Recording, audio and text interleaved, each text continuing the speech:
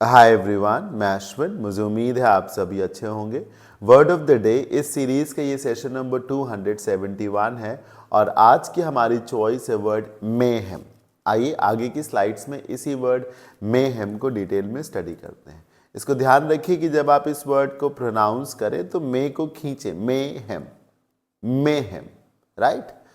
अब इसका मीनिंग जान लेते हैं। It means a state of disorder और rowdiness. A state of disorder और राउडीनेस, इसका मतलब उथल पुथल, अफरा तफरी, भड़, हाँ, ये मारपीट भी कई बार। राउडीनेस का मतलब वॉयलेंस से होता है सर, हिंसा, मारपीट, ये सब होता है। मतलब जब एक तरीके से कोलाहल सा मचा हो, भगदड़ सी मची हो, शोर शराबा बहुत हो रहा हो, अफरा तफरी सी हो, लड़ाई झगड़ा हो रहा हो, वॉयलेंस हो रहा हो, तो वो मेहम की स्थिति है। मेरी बात आप समझ रहे हैं? जब जहां पे पूरी तरीके से पीस खत्म हो चुकी हो, शांति जैसी कोई चीज ना बची, वो मेहम है। कमोशन, अप्रोर, केओस, ये सब इसका मीनिंग हो सकता है। एग्जाम्पल से समझते हैं। When the guest left after staying for a week, एक घर में मेहमान आते हैं और एक हफ्ते तक रुकने के बाद चले जाते हैं। मेहमान स्पेशल टाइप के रहे होंगे। There was mayhem at home, things were thrown here and there। मतलब एक हफ्ते तक मेहमान रुक के जब जाते हैं तो घर बिल्कुल कबाड़ सा हो जाता है। कुछ यहाँ पड़ा हुआ, कुछ वहाँ पड़ा, मतलब एक तरीके से सारा केओस पड़ा हुआ। घर को देख के लगता ही नहीं कि घर है। समझ रहे हैं ना?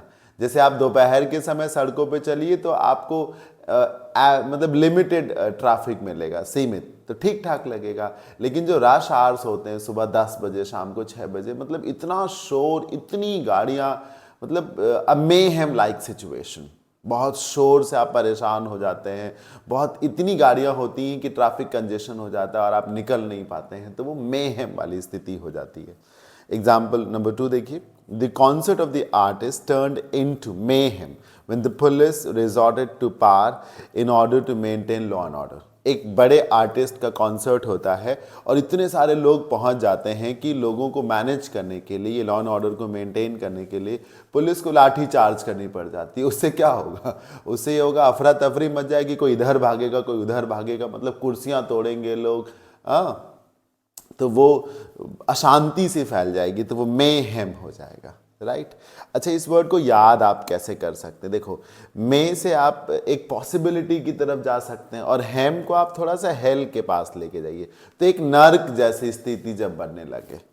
हेम को आप थोड़ा सा हेल से रिलेट कर लीजिए, तो जब एक बवाल कटने लगे, अफरा तफरी, भगदड़ हो जाए, नर्क जैसी स्थिति, जहां अशांति ही अशांति हो, बनने लगे, तो वो मेहम है। यहाँ इस बात को मैं क्लियर करना चाहूँगा, everything that is not normal, that is not in order, वो एक मेहम है। शोर शराबा भी हो सकता है, कंफ्यूजन भी हो सकता है, और भीड़ भी हो सकती है, मारपीट भी हो सकती है। मतलब इक्विलिब्रियम को अगर ब्रेक किया गया है तो वो एक मेहम हो सकता है।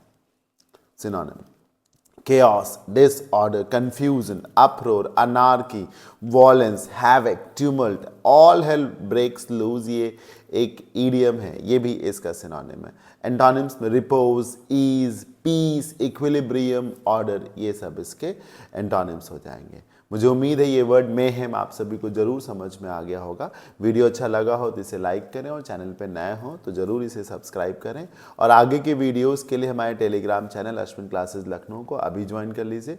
SSC, bank, NDA, CDS, teaching exams, state exams, high court exams, supreme court exams, इन सब की तैयारी करने के लिए मुझसे आप इंग्लिश ग्रामर, वोकैब, कॉम्प्रिहेंशन पढ़ना चाहते हैं तो फिर हमारे एप्लीकेशन को प्ले स्टोर से डाउनलोड कर लीजिए। और अगर आपको ऑफलाइन क्लासेस करनी है तो मैं आलमबाग लखनऊ में पढ़ाता हूँ, फिनिक्स मॉल के पास, ये इंक्वायरी नंबर है। You most welcome.